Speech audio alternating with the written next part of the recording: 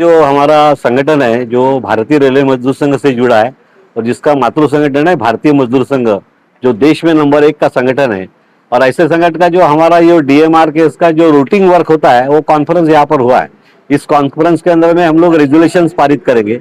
हम चाहते हैं कि हमारे पूरे पेंशनर्स जो लोग हैं उनको भी उनका हक मिलना चाहिए। भारतीय रेलवे मजदूर संघ डीएमआर के चाहता है कि हमारे जो रेलवे एम्प्लॉयज है उनको भी ओल्ड पेंशन की मिलना चाहिए। हम इसके लिए कई सालों से आंदोलन कर रहे हैं। पर आप जानते हैं कि रेल के अंदर में 2 मान्यता प्राप्त यूनियन है और ये यूनियन ने सरकार से हाथ मिलाकर यूपीएस को लाया है।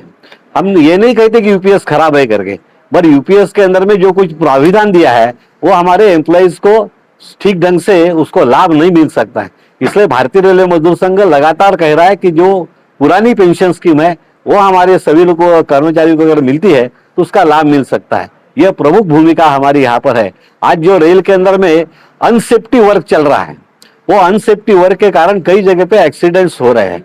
हमारे कर्मचारी काम कर रहे हैं मगर अनसेफ्टी प्रोसेस के कारण उसमें गड़बड़ी हो सकती है।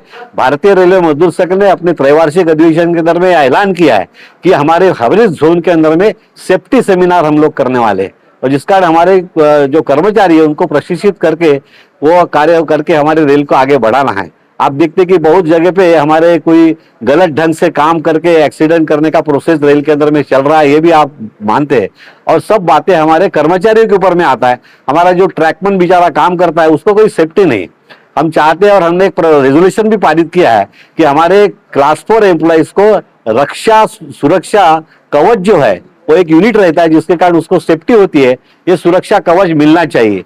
और इसके लिए भारतीय रेलवे मजदूर संघ ने डीएमआरकेएस ने ये रेजोल्यूशन पारित किया है कि हमारे क्लास 4 एम्प्लॉइज को तुरंत अगर आप रक्षा कवच नहीं देंगे तो भारतीय रेलवे मजदूर संघ डीएमआरकेएस ये पूरा आंदोलन पूरे देश के अंदर में करेगा।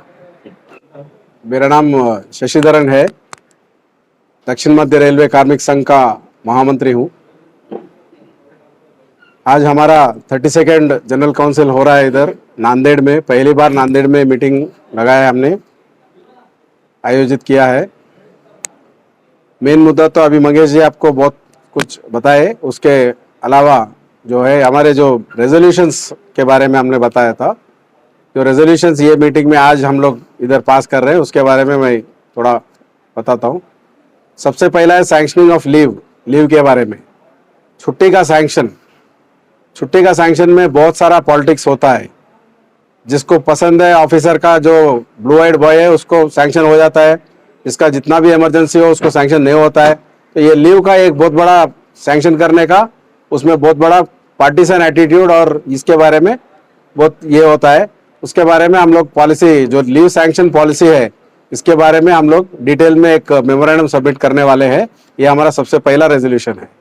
और सेकेंड रेजोल्यूशन है Kazipet division, separate Kazipet division का डिमांड करते हुए आज आपको पता होगा नया जो साउथ कोस्टल रेलवे का एक जोन विशाखापट्टनम जोन एक अनाउंस हुआ है। तो साउथ सेंट्रल रेलवे का बंटवारा हो रहा है, आधे डिवीजन उधर जा रहे हैं आधे इधर है।